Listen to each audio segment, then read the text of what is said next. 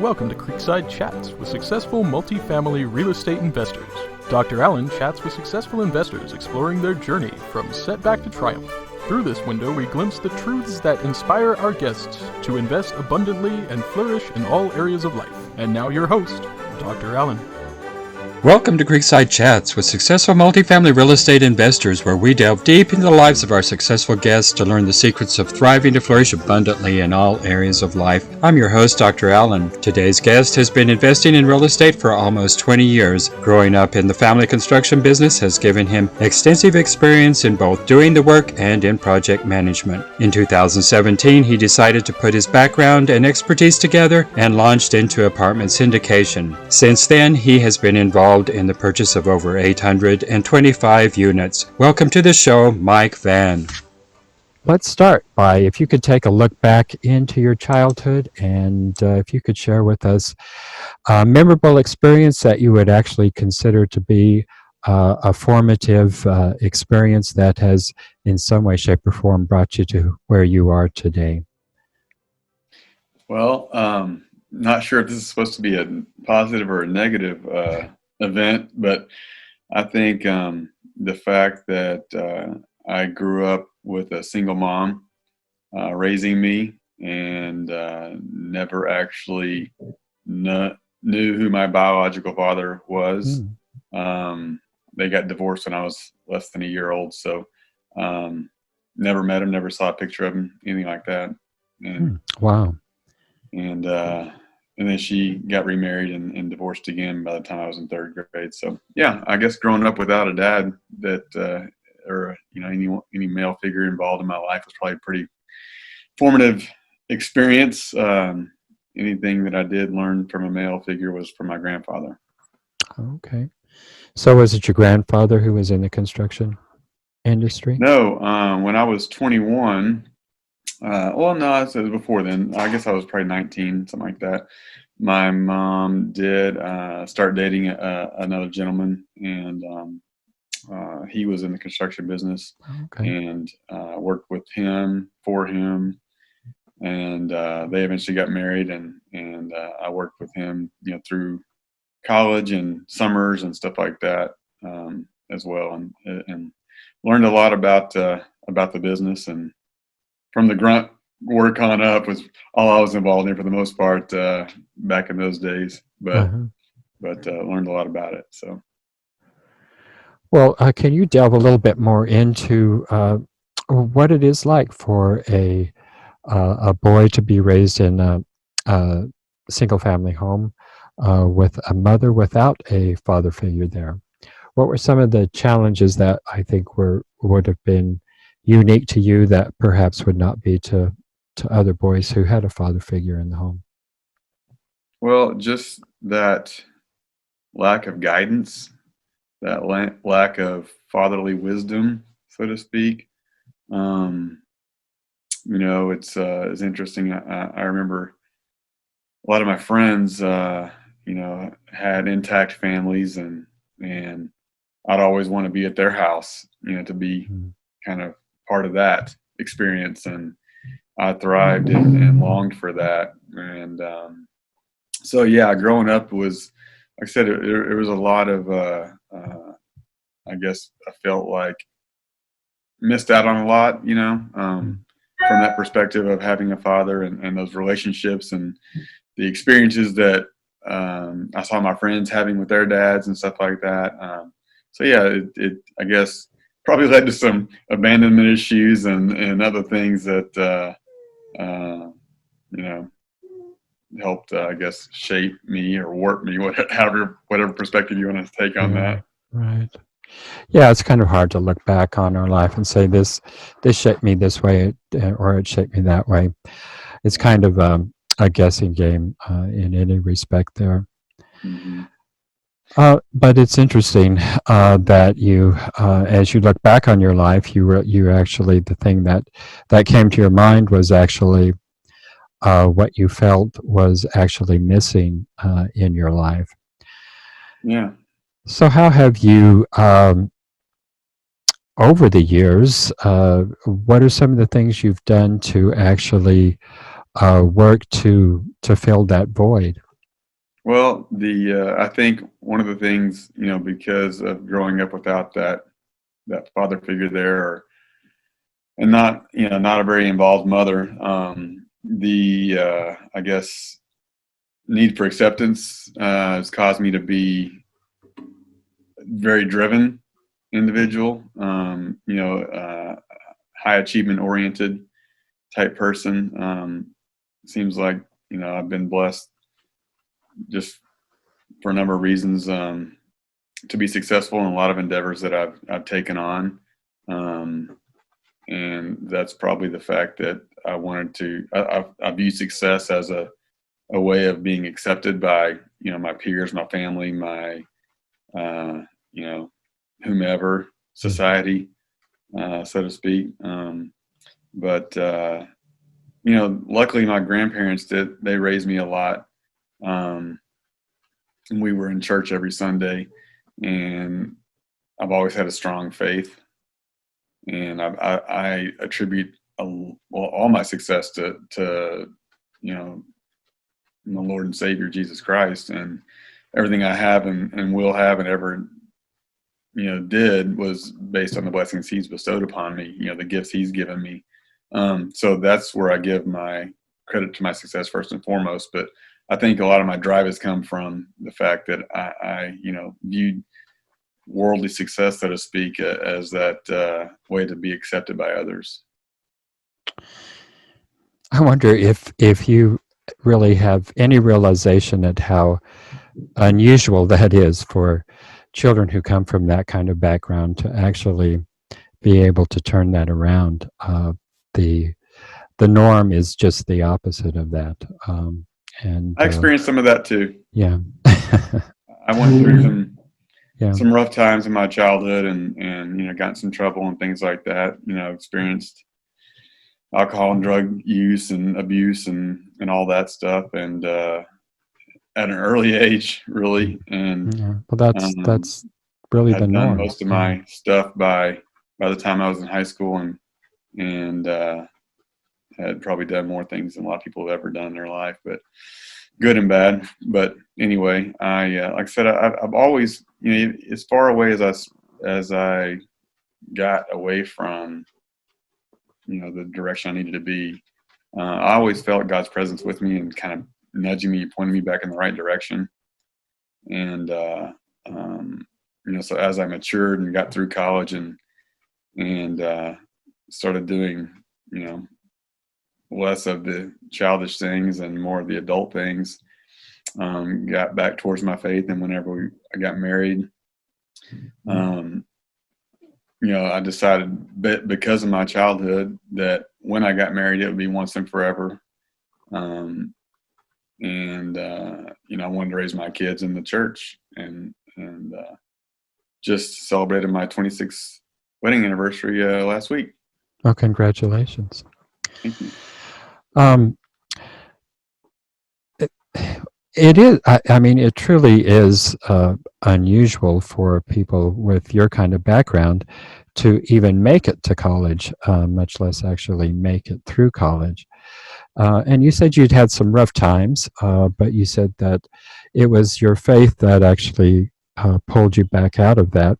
Can you be a little bit more specific about really what was it that pulled you out of that direction and that trail that is really the direction that is the norm for children with your kind of background?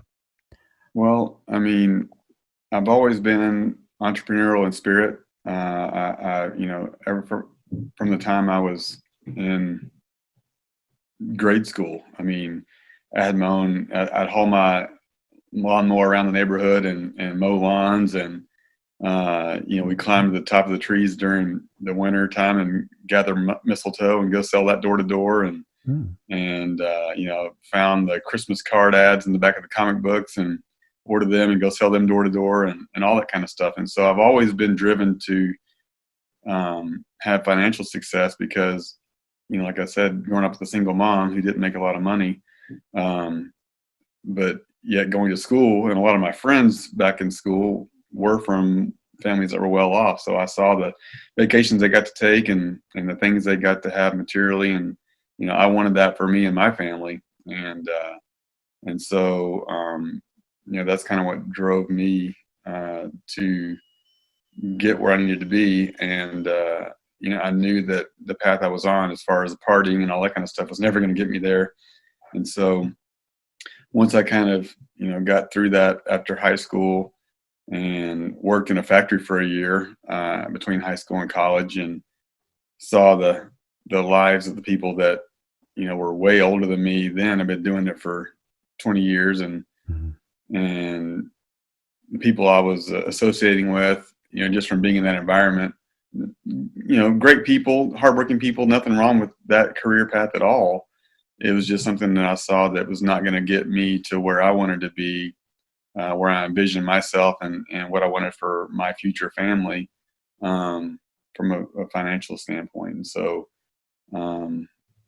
I got the resources to go to college through grants and loans and all that stuff, and obviously worked while I was in college, and kind of put myself through school. It took me a long time going back and forth in and out of classes to work and save money and go back and all that stuff. But and then there were some sidetrack partying going on at the time. So I mean, it took me, like I said, several years, probably eight plus years to get through,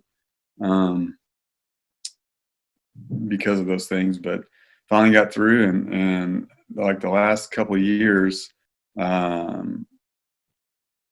had probably like a 4.0 or 3.8, something like that, the last couple of years. And at that point I was focused and put all the childish things away, and like I said, focused on what I wanted for the future, and kind of went on an upward trajectory from there.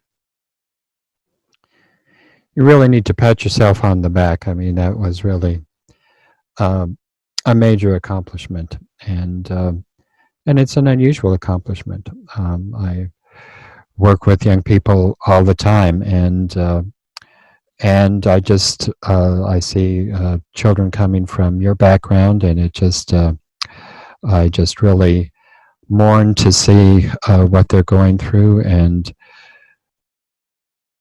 do everything I can to help them, and yet they just persist in the direction that they are programmed to go in. So it's a difficult path to turn around.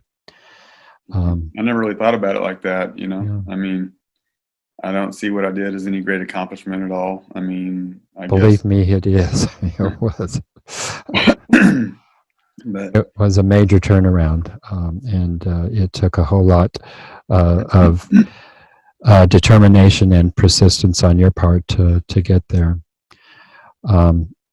And you did mention the fact that you did have your grandparents. I'm sure that was a part of your life. That was a place of encouragement.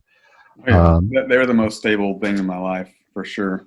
And it's good that you did have that, to be sure.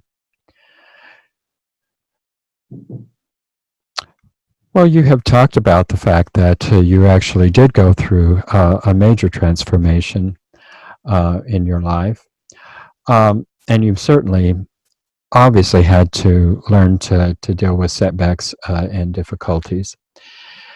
But tell us, how is it that you are different today, emotionally, psychologically, and spiritually than, say, you were 10, 20 years ago? I think I'm probably more outwardly focused, focused on serving others more so than myself. When you are young, you tend to be very self-centered and selfish, and you want to get all you can get for yourself. And I found that over the years, as I have achieved some financial success, that, it's really empty, honestly. I mean, that next big commission check or bonus or whatever, it would surprise a lot of people, I'm sure. How could you not be happy getting a, Mm-hmm. tens of thousands of dollars in a single check. And then what's next? That's all you look for is what's next. And so, it's really empty, but when you focus on helping other people, whether it's through giving or, I like to do it more so with my time. Not more so necessarily, I give a lot of financially, but I think it's just as important, if not more so, to give your time. And that's the most valuable resource we have is our time. And it's limited, obviously.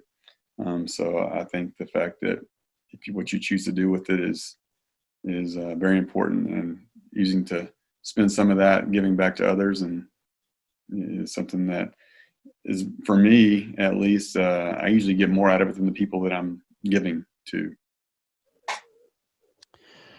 Yeah, and that's a nice thing to discover. Well, today my guest is Mike Vann, a successful multifamily syndicator who has under his belt 825 units across Kansas, Oklahoma, and also in the Dallas-Fort Worth area. So, Mike, we've been talking about some of the major challenges you faced in your life, and let's shift to the positive here and tell us, what are 3 good things that have happened to you in the last 24 hours? Well, I got some great business news in regards to some things that we're doing from a capital expenditure standpoint. Saved a lot of money on some bids. Got my son. Well, this is not necessarily 24 hours, but my son graduated from high school. Excellent. He's a senior this year. Uh-huh. And I don't know. I mean, everything I view a lot of things as blessings, but I wasn't one of the people affected in the layoff that's been happening. Yeah. So. Those are definitely 3 good things. It's easy to focus on the negative, and sometimes we forget that it's really the positive that actually pulls us forward here. Absolutely.